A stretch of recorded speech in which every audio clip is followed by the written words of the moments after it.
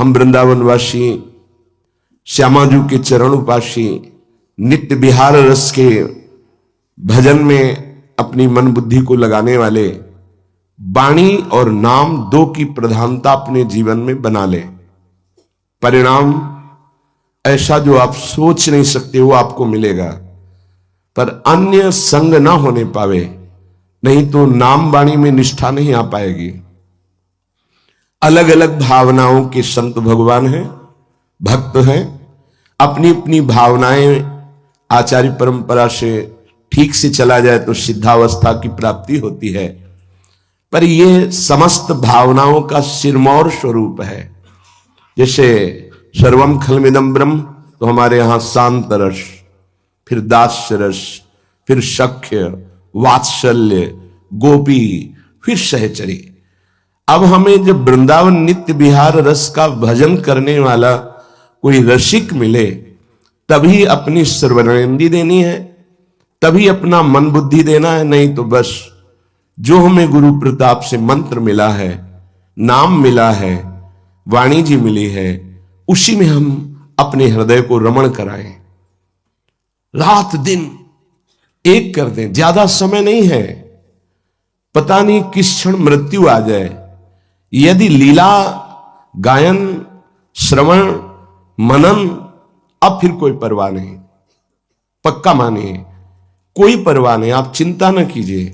आपको वो प्राप्त होगा जो बड़े बड़े योगेंद्र मुनीन्द्र वंदना करते हैं और याचना करते हैं, वो वाणी जी प्रदान कर देगी।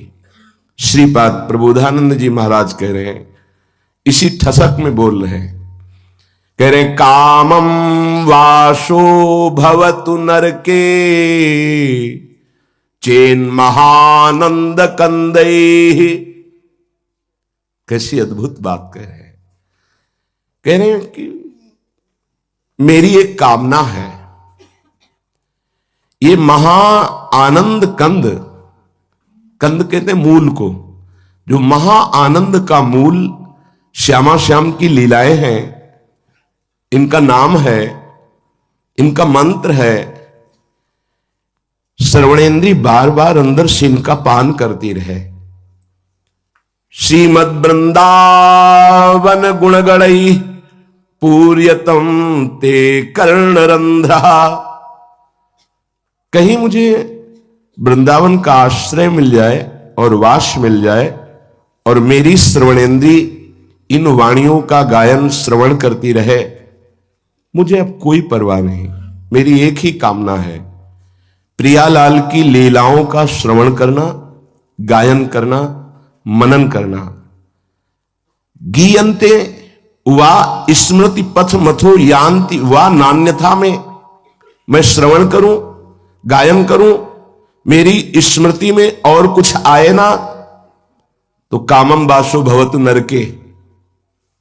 अगर मेरी ये कामना पूर्ण कर दी जाए तो मुझे नरकवास हो, मुझे इसकी कोई परवाह नहीं। क्या अद्भुत निष्ठा, यही खास बात है, इसी में मस्ती आती है भगवदानंद की। श्री वैकुंठे प्यह रुचिदम श्री सितु प्रेथ दास्यम। वैकुंठनाथ का वैभव और लक्ष्मी जी का ऐश्वर्य मुझे बिल्कुल नहीं चाहिए, मुझे नरक मिल जाए। कामम वासो भवतु नरके, बड़ा गूढ़ विषय है। इतने बड़े महापुरुष कैसी बात कर रहे हैं। कामम वासो, कामना है मेरी श्रवणेन्द्री प्रियालाल के गुणों को सुने, मेरी वाकेंद्री प्रियालाल की लीलाओं का गायन करे, और स्मृति पथ मथो यान्ति वा नान्यथा में मेरे स्मृति में कोई और बात आवे ना, तो हे प्रभु मैं कामना करता हूं कि मुझे नरक दे देना, मुझे कोई परवाह नहीं, पर ये ना छूटे। मैं वैकुंठ का वैभव, लक्ष्मी का ऐश्वर्य नहीं चाहता, प्रिया प्रीतम की रूप लीला गुण माधुरी नाम मंत्र, बस इसी में मेरी स्थिति बनी रहे। देखो क्या हमें चाहिए। सेवक जी महाराज कह रहे हैं, यदि तुम्हें परम सुख चाहिए तब सुख हरिवंश गुण नाम रसना रटत और बहुवचन अति दुखदारी। वाणी को शासन में ले लीजिए, वाकेंद्री को। तब सुख हरिवंश गुण नाम रसना रटत। नाम चल रहा है, मंत्र चल रहा है, या लीला गायन के पद चल रहे हैं, इसके अलावा हमारी वाणी मौन। बोले तब सुख, तब वो सुख मिलेगा जो सुख और दुख दोनों से परे है। कितनी देर आप स्थिति में रहते हैं अपनी? हमारी उपासना की स्थिति है उपास्य देव के समीप प्रतिपल रहना, नाम चिंतन, मंत्र चिंतन, लीला गायन, लीला चिंतन, लीला श्रवण, सेवा, ये हर क्षण हम अपने आराध्य देव के समीप रहते हैं। आप देखो कितनी देर आप सुषुप्ति में रहते हैं, कितनी देर प्रपंच में रहते हैं, कितनी देर देह में रहते हैं, कितनी देर भोगों में रहते हैं। नापो अपनी स्थिति को, एक कसौटी है। अगर आपकी स्थिति नाम वाणी में है तो कह रहे मुझे कोई परवाह नहीं, मेरी कामना है नाम वाणी हर समय चलती रहे, आप मुझे नरक रख देना। ठीक महाप्रभु हरिवंश चंद्र जी, यत्र यत्र मम जन्म कर्म भी नारके परमे पदे। अथवा प्रेमी कहां परवाह करते हैं नरक स्वर्ग की? प्रेम में अपनी सुख की स्मृति ही नहीं है, अपनी स्मृति ही नहीं है। अपने प्रेमास्पद प्रभु के स्मरण में खो जाना, यही प्रेम पथ की पूर्णता है। अपनी ही सुदिना रही, एक रहो नंदलाल, ये नाम वाणी से प्राप्त होता है। श्रीपाद कह रहे हैं, हे काम, हे क्रोध, अब डरो मत, मैं तुम्हारा स्वागत करता हूं।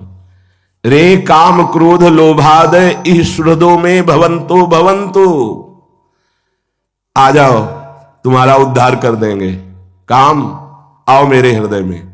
ये देखो डरते हैं सब, नहीं डरते? काम क्रोध लोभ मोह मद मत्सर, ये क्या कह रहे हैं? रे काम क्रोध लोभाद ईश्वरदो में भवंतो भवंतु त्याज्याना देह पातम सतत मति समालिंगय मानंदयंतु। आओ मैं तुम्हारा आलिंगन करता हूं। काम क्रोध लोभ मोह मद मत्सर, मेरी देह में वास करो, कोई फर्क नहीं पड़ता। क्यों? अब तुमको भी प्रेम में डुबो देंगे। हमारी प्रियाजू के चरण हमारे हृदय में आ गए। आओ, पहले डरते थे कि कहीं तुम हमको प्रियाजू से अलग न कर दो, अब डर नहीं है, क्योंकि गोरे चरणारविंद की ठसक आ गई है। आ जाओ, तुम्हारा स्वागत है, और पूरे जीवन भर तुम्हें रखेंगे अपने अंदर।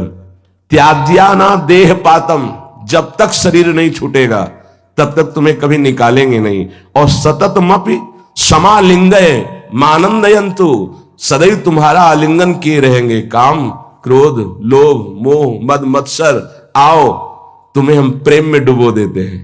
ये स्थिति महापुरुष की। सब डरते हैं काम क्रोध लोभ मोह मद मत्सर से। श्रीपाद प्रियाजू के प्रेम में डूबे हुए कह रहे हैं कि तुम्हारा सब जगह तिरस्कार होता है ना साधकों के द्वारा, आओ मैं तुम्हारा आदर करता हूं। जब तक मेरा शरीर रहे मेरे अंदर रहो, अब कोई फर्क नहीं, तुमको भी प्रेम में बना दूंगा, क्योंकि प्रियालाल के चरणारविंद हृदय में है। अब हमको कोई परवाह नहीं। चेष्टाभिश्चेन निजाभि कथमपि परमम वंद्यमा पाद्य वृंदारण्ये धन्येन। वैसे तो तुम अपनी चेष्टाओं से सदैव बंधन प्रदान करते हो। हे काम क्रोध लोभ मोह मद मत्सर, जिसके हृदय में तुम जाते हो उसको माया से बांधकर दुर्गति कराते हो, तुम्हारा स्वभाव है। पर मैं तुम्हें प्रेम बंधन में बांधूंगा। ये है प्रियालाल के चरणारविंद की प्रेम की स्थिति। आवाहन कर रहे हैं, ऐ काम क्रोध लोभ मोह मद मत्सर, तुम आओ हमारे हृदय में रहो, तब तक रहो जब तक मेरा देह पात ना हो जाए। वैसे तो तुम जिनके हृदय में रहते हो उनको बांध करके दुर्गति प्रदान करते हो, पर मेरे हृदय में प्रियालाल विराजमान है, तुम्हारा भी मंगल हो जाएगा। काम क्रोध लोभ मोह मद मत्सर का भी मंगल करने की सामर्थ्य भगवत प्रेमी महात्मा में है। श्रीधाम वृंदावन कोई भाग्यवान पुरुष आश्रय लेता है तो ऐ काम तुम भी भाग्यशाली बनो, हमारी देह में आके वास करो। कितनी बड़ी बात है, ये बहुत बड़ी बात है। सब डरते हैं इन शत्रुओं से, लेकिन प्रेमी महापुरुष इनको आमंत्रण का मतलब समझ रहे हो? संसारिक भाषा में युद्ध करने का जैसे चैलेंज दिया जाता है ना, ये मानो एक चैलेंज दे रहे हैं, ऐ काम, ऐ क्रोध, ऐ लोभ, मद मत्सर, आओ मेरे हृदय में, और जब तक शरीर रहे आराम से रहो, तुम कुछ नहीं बिगाड़ सकते। अब तुम्हारा मंगल करूंगा, तुम जहां जाते हो वहां बंधन प्रदान करते हो, लेकिन राधा नाम के बल से, धाम की रज के बल से, प्रियालाल के प्रेम बल से तुम्हारा भी मंगल हो जाएगा। आओ हमारे हृदय में वास करो, जब तक हमारा शरीर है तब तक मेरे हृदय में वास करो, मैं तुम्हारा आलिंगन करता हूं। पूज्य पाद श्री उड़िया बाबा जी महाराज, अय उपासक, शास्त्र देखते देखते तुम्हारा जन्म नष्ट हो जाएगा। बहुत ध्यान से समझना, शास्त्र देखते देखते तुम्हारा जन्म नष्ट हो जाएगा, समझते समझते तुम्हारी श्वासें समाप्त हो जाएंगी, परंतु लक्ष्य हाथ नहीं लगेगा। इसलिए सदगुरुदेव का वर्ण किया जाता है। सदगुरुदेव के वचनों में विश्वास करके उनके अनुसार बताई हुई उपासना में समर्पित हो जाया जाता है, तो लक्ष्य हाथ में आ जाता है। जो गुरुदेव के वचनों पर कुतर्क करता है उसको त्रिकाल में कभी सिद्धावस्था प्राप्त नहीं हो सकती। एकमात्र श्रद्धा और विश्वास करके गुरुदेव के द्वारा बताई हुई उपासना में जब शिष्य समर्पित हो जाता है तो गुरुदेव अपने हृदय की उपासना की स्थिति उसके हृदय में पधरा देते हैं। जैसे नाभाजी के हृदय में अपने आप अव्यक्त सत्ता से गुरु की स्थिति पहुंच गई। गुरुदेव को भी पता नहीं है कि शिष्य में ऐसी स्थिति है। वो तो जब उन्होंने अंतर में जाके कहा कि गुरुदेव सेवा हो गई, जिस कार्य के लिए आप चिंतन कर रहे, अब आप अपनी सेवा में आ जाइए, वो मानसिक सेवा में थे। क्या समर्पण से स्थिति आई है। वही पूज्य बाबा कह रहे हैं, जो गुरुदेव के वचनों में कुतर्क करता रहता है तो त्रिकाल में भी उसे कोई सिद्धि प्राप्त नहीं होती। सिद्धि का मतलब है भगवदानंद, निरंतर भगवदाकार वृत्ति। जिसने अपने मन बुद्धि को गुरुदेव के चरणों में समर्पित कर दिया, उसी क्षण उसका परम कल्याण शुरू हो गया। गुरु भक्ति, गुरु प्रदत्त उपासना, बस इसी में आसक्त होना है। गुरुदेव भगवान ने जब संन्यास मार्ग से इस मार्ग में चित्तवृत्ति को समर्पित तो कहा, पहला वाणी जी, दूसरा मंत्र, तीसरा प्रगट सेवा, चौथा मानसिक सेवा। बस इतने में अपने को सीमित कर लो। रात दिन मंत्र, नाम, वाणी, प्रगट सेवा और मानसिक सेवा, ये उपासना की पूर्णता है। जब गुरुदेव भगवान बोले थे तो उसी क्षण लौट करके आके कुटिया में लिखते थे। ऐसा आज भी हो, जैसे नित्य पाठ में कभी तो पहला वाणी में अत्यंत आसक्ति हो जाए। वर्षों गाते रहे हैं, सुख की तरफ ध्यान नहीं दिया गया कि हमको तो वो आनंद नहीं मिल रहा। नहीं, हमें आदेश हुआ है, हमें बस चतुरासी जी गानी, कभी उच्च स्वर से गा रहे हैं, कभी मानसिक पूरी हो रही है। वाणी जी और निज मंत्र या शरणागत मंत्र जो मिला है गुरु प्रदत्त, बहुत महिमा है गुरु प्रदत्त मंत्र की। आप लोग देखो कितना निज मंत्र चलाते हो, कितना अमोघ वस्तु है। जिससे आपको कह रहे हैं कि बीज मंत्र होता है। आद्या शक्ति का क्लिंग, एंग हिंग क्लिंग क्या अर्थ है? क्लीम क्या अर्थ है? अर्थ नहीं देखा जाता। ये सिद्ध मंत्र हैं जिनसे पूरा निकुंज प्रकाशित हो जाएगा। जैसे निज मंत्र है, अर्थ थोड़ी देखा जाता है। क्या अर्थ है? संपूर्ण नित्य विहार, उसी का अर्थ है। वो बीज मंत्र है नित्य विहार का, उसी से नित्य विहार रूपी वृक्ष पूरा प्रकाशित होता है। आपके पास है? कितना जपते हैं आप? क्या प्रकाशित हो रहा है आपके अंदर? खुले नेत्रों में प्रियालाल की भावना चलने लगती है। गुरुदेव भगवान ने कहा था, जब बिना किसी चिंतन के आंसू चलने लगे, क्यों रो रहे हैं हमें कुछ पता नहीं, तब निज मंत्र प्रभाव डाल रहा है। देखना, जो मंत्र दिया गया है उसको रमाना होता है, वो सिद्ध मंत्र है, आचार्य परंपरा से मंत्र है, पर आपको रमाना है। आप कितना रमण करते हैं मंत्र में, देखिए, आप हृदय से देखिए, कितना शरणागति मंत्र में रमण करते हैं, कितना आप वाणी जी में समय देते हैं। खास बात, कितनी प्रगट सेवा करते हैं। मानसिक सेवा प्रगट सेवा के बाद ही प्रारंभ होती है। जब प्रगट सेवा में आसक्ति हो जाती है तो मानसिक अपने आप होने लगती है। जैसे श्री जी का श्रृंगार हो रहा है तो एक बाहर श्रृंगार हो रहा है, एक आंतरिक श्रृंगार हो रहा है। बाहर उतनी सौंज नहीं है, सेवा सौंज सामग्री, अंतर में एक से एक दिव्य हार जो दिव्य मणियों से चमक रहे हैं धारण करवा। बाहर फूलों का हार, अंदर से मणियों का हार, बाहर से फूल का दाल सब्जी रख दी, अंदर से विविध प्रकार के भोग पदार्थ थाल में, साथ साथ चल रही मानसिक सेवा। गुरु भक्ति और गुरु प्रदत्त उपासना में जब शिष्य की आसक्ति हो जाती है तो उसकी प्रेमोन्नति होती है, वर्धमान प्रेम हृदय में बढ़ने लगता है। जिसका अपने गुरुदेव और ईश्वर में किंचन मात्र भेद दिखाई दे रहा है, अभी बहुत कच्चाई है। हमारे गुरुदेव ही साक्षात हमारी लाडली जो है, हमारे प्रभु है। हृदय में भाव होना चाहिए, वाणी से बोलने की जरूरत नहीं। वाणी से बोलने से अच्छा नहीं रहता। अपनी भावना को कभी वाणी से नहीं बोलना चाहिए। हम अपने गुरुदेव को साक्षात प्रभु मानते हैं, बोलने की जरूरत नहीं, हृदय में रखने की जरूरत है।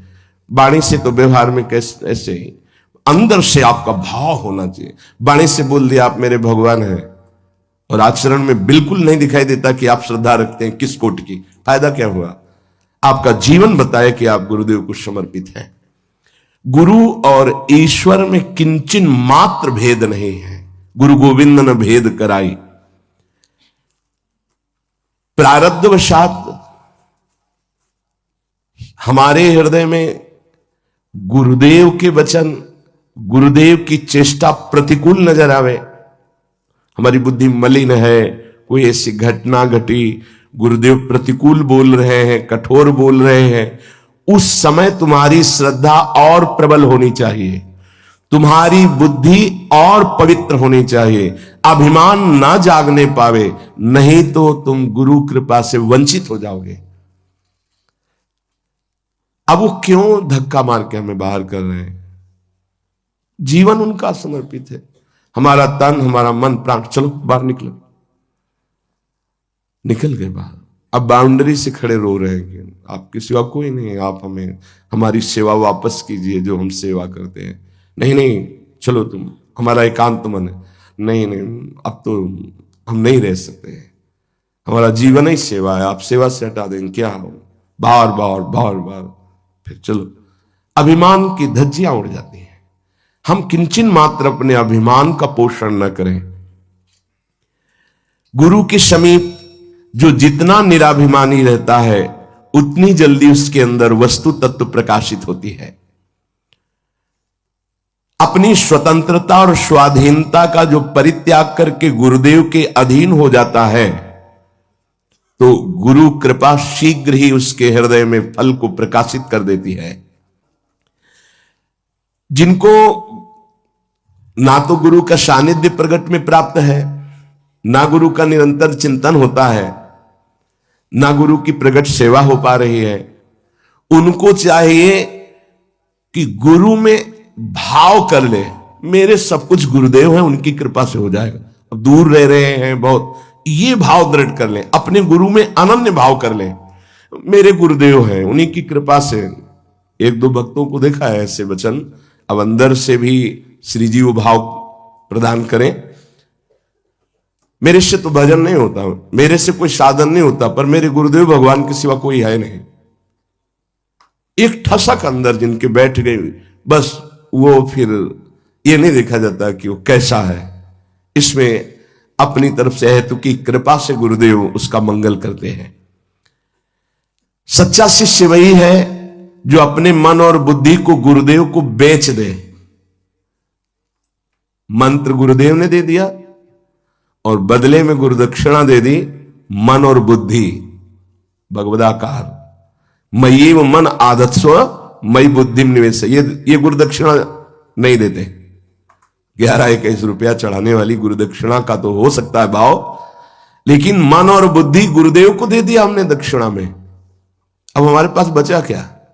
गुरुदेव हमारे मन और बुद्धि के शासन करता हुआ जो आदेश हुआ वैसे ही हमारा जीवन बहुत मंगलमय, भगवत प्राप्ति शीघ्र हो जाती है। आजकल गुरुदेव तो बहुत बनाए जा रहे हैं, पर आज्ञा का पालन नहीं हो रहा। ऐसा है भी, सैकड़ों लोग गुरु बना लेते हैं, लेकिन गुरु की बात नहीं मानते। मनमानी आचरण, गुरुदेव बना लिया, तो हमें लगता है कि इससे अच्छा है कि गुरुदेव ना बनाते। तो एक रास्ता तो था आपके पास परम कल्याण का, आपने गुरु बनाकर मनमानी आचरण शुरू कर दिए, बिल्कुल अवहेलना करते हैं, महत्व ही नहीं समझते। अब कलिकाल का ऐसा प्रभाव है कि गुरुजन अपने स्तर से झुकते जा रहे हैं कि उठा दें, शायद उठा दें, अभी उठ जाए, तो उनको लगता है इनकी गरज है, इनको कुछ है हमसे। वो अपने स्थिति से उतरते हैं, उतरकर हमारी जैसी स्थिति में हमसे हंसते हैं, बात करते हैं, आकर्षण करना चाहते हैं तुम्हारे मन का, तुम्हारे चित्त का, कि तुम उनकी आज्ञा का पालन करो, पर उसकी अवहेलना होती है। चाहे जितना कोई विद्वान हो, जब तक गुरुदेव की आज्ञा का पालन नहीं करता तब तक अध्यात्म जागृत नहीं होता। गुरु सेवा का बड़ा महत्व है, पर सेवा आज्ञा पालन पे ही स्थित है। सेवा का मतलब केवल उनकी शारीरिक सेवा से नहीं है, उनकी आंतरिक इच्छा जाननी है, क्या गुरुदेव की आज्ञा है, क्या रुचि है, रुचि मिला करके चलना। लाखों कोस दूर हो गए तो भी तुम्हें दिखाई देगा गुरुदेव भगवान तुम्हारे मानस पटल पर विराजमान है, आज्ञा चक्र में गुरुदेव विराजमान है। जैसे अर्जुन के रथ की बागडोर श्री भगवान लिए, ऐसे भगवान गुरुदेव हमारे जीवन की बागडोर पकड़े हुए हैं। सच्ची एक एक कदम पर। पहले के समय में हमने देखा, पूज्य पादुड़िया बाबा जी कहते हैं, गुरुदेव का आत्मभाव पूर्वक समर्पण, गुरुदेव ने कुछ नहीं रखा, हमको कर दिया समर्पण, नाम मंत्र सब उपासना जीवन, और हम विषयी जीव। ऐसे गुरुदेव की अवहेलना, इसीलिए रंग नहीं। हमने देखा कि पहले लोग इतनी जोर से गुरुदेव के चरणों में आत्मसमर्पण करते थे, बिना पढ़े लिखे उनके अंदर अध्यात्म विद्या जागृत हो जाती थी। आजकल बहुत पढ़े लिखे गुरु के वाक्यों में तर्क करते हैं, वो वस्तु उन्हें प्राप्त नहीं हो पाती है। हमने देखा है कि जो हमारी साधना से ठीक नहीं हुआ, गुरु के आशीर्वाद से ठीक हुआ।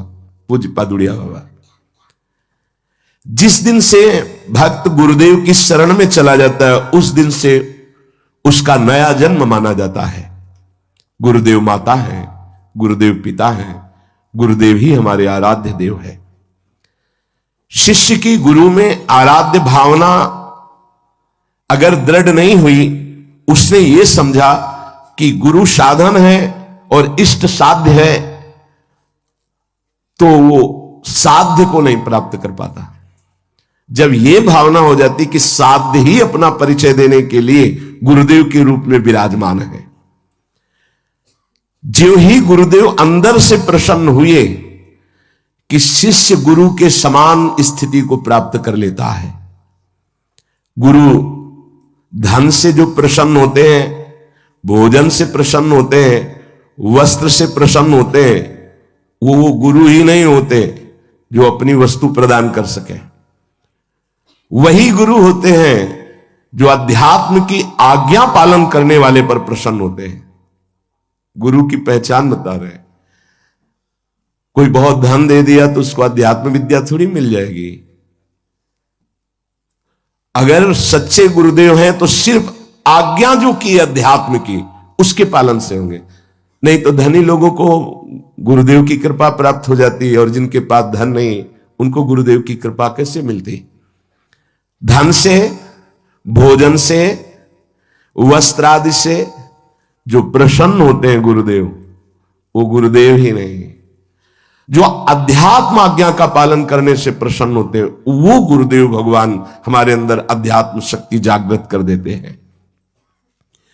यदि कोई शिष्य स्नान करने को जे भी स्नान घर में गया और पहले गुरुदेव के चरणों का ध्यान करके जे भी सर पे जल डाला, तो विश्व के जितने तीर्थ स्नान करने का पुण्य उसे तत्काल मिल जाता है।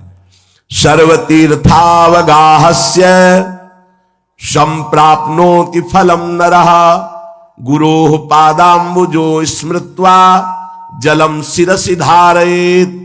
स्नान करने के लिए गए, पहला पात्र में जल लेकर जे भी डालने के लिए हुए, तो पहले गुरु चरणों का ध्यान किया। गुरु चरणों का ध्यान करते हुए जल डाला, तो गुरोः पादाम्बुजो स्मृत्वा जलम शिरसि धारयेत्। तो सर्वतीर्थावगाहस्य, समस्त तीर्थों के अवगाहन का उसे पुण्य। इसीलिए बहुत जल्दी भगवदाकार वृत्ति होती गुरु भक्त की। देखो, हम तुम्हें हृदय की बात बताते हैं। ईश्वर ने तो जीव को माया में फंसाया, पर गुरुदेव माया मुक्त करते हैं। इसलिए ईश्वर से भी बढ़कर गुरुदेव है। और भगवान ने भी कहा, मोते हैं अधिक गुरु ही जिय जानी। अगर एक तरफ गुरुदेव भगवान हो, एक तरफ पर ब्रह्म परमात्मा प्रभु अपने स्वरूप में विराजमान हो, तो हमारा ऊंचा भाव गुरुदेव के प्रति ही होना चाहिए। पहली दंडवत गुरुदेव की, फिर दूसरी दंडवत आराध्य देव की। भगवत प्राप्ति का मतलब है आत्मसमर्पण। हम तो आत्मसमर्पण करना भी नहीं जानते, इसीलिए गुरुदेव हमें आत्मसमर्पण कराते हैं। हमारे गुरुदेव आदर्श हैं और हम उनके अनुगामी हैं। भगवत प्राप्ति अब दुर्लभ नहीं है। परम तत्व का साक्षात स्वरूप गुरुदेव हैं। वैसे तो चराचर जगत ही है, भगवत स्वरूप है, पर एक जगह मान लो तो सवाल हल हो जाएगा। परम तत्व का साक्षात स्वरूप गुरुदेव एक जगह मान लो तो एक से हम अनेक में बढ़ते चले जाएंगे। उसी एक का अनुभव अखंड मंडलाकारम व्याप्तमेन चराचरम। गुरु कृपा पात्र ऐसा दर्शन करता है। परम तत्व का साक्षात स्वरूप गुरुदेव है। जो गुरुदेव की बताई हुई साधना को छोड़कर अन्य साधन करता है, कभी उसको सिद्धावस्था नहीं प्राप्त हो सकती। गुरु सेवा तज करें जे बानी, यह अधर्म यह सबहान, कान न रसिकन में रहे। अगर गुरु प्रदत्त उपासना का त्याग कर दिया जाए, मनमानी किया जाए, तो कभी भगवत प्राप्ति नहीं, भगवत सिद्धि नहीं हो सकती। गुरु कृपा पात्र का आंतरिक प्रतिपल वैराग्य युक्त हृदय होता जाता है। सच्चा मार्ग हृदय में प्रकाशित होता है। गुरु कृपा पात्र के हृदय में गुरुदेव शिष्य को जगत तारने वाला बना देते हैं। सतरति सतरति सा लोकांतार्यति। गुरुदेव साधारण मनुष्य को महात्मा बना देते हैं। अतः गुरुदेव अनेक प्रकार के साधन मार्गों का निरूपण करते हैं। बहुत खास बात देखो, समझो। गुरुदेव अनेक प्रकार के साधन मार्गों का निरूपण करते हैं। तुम्हें केवल अपनी निष्ठा पे डटे रहना है कि गुरुदेव ने मेरे को क्या उपासना बताई है। एक प्रसंग गुरुदेव के ही दूसरे प्रसंग का खंडन करने वाला होगा।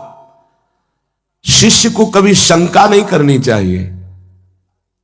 ध्यान देना, यह बहुत खास बात है। गुरुदेव अनेक प्रकार के साधन मार्गों का निरूपण किया करते हैं। एक बार ऐसे मस्ती में चर्चा हुई थी खड़े खड़े कि जब हम विविध साधनों का उपदेश करते हैं तो तुम्हारी स्थिति कहां होती कि यार हमको अब ये साधन करना है, ये साधन करना है, या श्री जी में होती। महापुरुषन ने सबरस गायो देखनो ये है कि उनको हियो कहां ठहरानो ताको गहनो। गुरुदेव अनेक प्रकार के साधन सिद्धांतों का निरूपण करते हैं। एक प्रसंग दूसरे प्रसंग का खंडन करता है। उन्हीं के बाद वचन से। आपने उस सत्संग में ये कहा, इस सत्संग में ये कहा, तो उस समय वो सिद्धांत था, इस समय ये सिद्धांत। लेकिन तुमको कौन सा सिद्धांत दिया गया है? ना वो ना ये, तुम्हारा अलग सिद्धांत है। तुम्हें अपने सिद्धांत पे रहना, सुनना है, लेकिन चलना वहां जहां गुरु ने मार्ग दिया है। कभी संशय नहीं होगा। जैसे एक उपासक हैं, शरणागति एकांत में बहुत जोर की भरी गई, अब उनको लाख सिद्धांत आप उपदेश करो, वो अपनी ही बात पे रहते हैं। आप कहोगे हम गलती मान लेंगे, आप कहोगे हम हाथ जोड़ लेंगे, कान पकड़ लेंगे, उठ बैठ लेंगे, लेकिन मानेंगे नहीं। अंतर की बात वही मानेंगे कि बस आपके सिवा हमारा कोई नहीं, हम और कोई सिद्धांत नहीं। हो गई बात, आपके सिवा। अब हमारा आत्मस्मरण पर पूर्ण रूप से कभी आपके विरुद्ध कोई चेष्टा हो नहीं सकती, और अब हम अन्य कोई चेष्टा कर नहीं सकते। एक अनन्य निष्ठा। क्योंकि अब जिस समय जैसा अधिकारी, जिस समय जैसा प्रसंग, जिस समय जैसा सिद्धांत, वैसा वर्णन, तो तुम संशय में ना हो जाना, बहुत सावधान रहना। आपको सुनना है, चलना है अपनी ही पद्धति में, जो अपनी रसोपासना पद्धति, चलना वहां है। यहां सब परोसा जाएगा, यहां शांत, दास, सख्य, वात्सल्य, कांता सब परोसा जाएगा। पर आपको चाहिए क्या? आप किस मार्ग के पथिक है? कभी ना भूले, तो शंका नहीं होगी। एक प्रसंग को दूसरे प्रसंग से जोड़े ना, तो कभी संशय नहीं होगा। बाहरी अज्ञानी जीव यही करते हैं कि आपने उसमें ये बोला था, इसमें ये बोला था, तो उस समय अधिकारी इस बात का है, उस समय अधिकार उस बात का। सामने प्रसंग क्या चल रहा है, सिद्धांत क्या चल रहा है, प्रश्नकर्ता की स्थिति क्या है, बहुत प्रवीण होना चाहिए इस बात को समझने के लिए। और सबसे बड़ी प्रवीणता है कि हमको और कुछ समझने नहीं, हमको इतना समझना है जो आपने एकांत में हमें उपदेश किया है, बस उसी को हमें अपने जीवन में रमण करना है। यह हमारी दिनचर्या है, हम दिनचर्या में हैं, लेकिन हमारे हृदय की जो स्थिति है वो आपके द्वारा बताए हुए आराध्य देव के नाम मंत्र उपासना में, इसके अलावा और नहीं।